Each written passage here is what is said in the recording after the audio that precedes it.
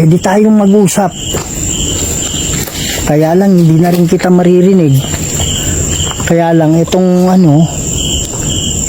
dala-dala ko ngayon, mga idol, itong dala-dala ko ngayon, pwede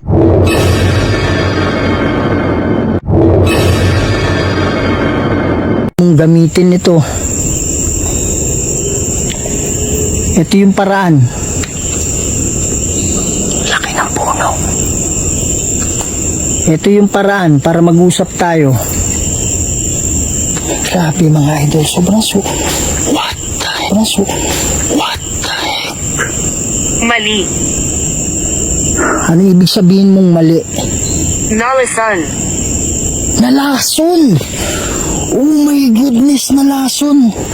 Mga idol, sabi ko kasi sa kanya, yung palakol, yun ba yung dahilan kung yung buhay ka pa, ginamit para mamatay ka? Sabi niya mali.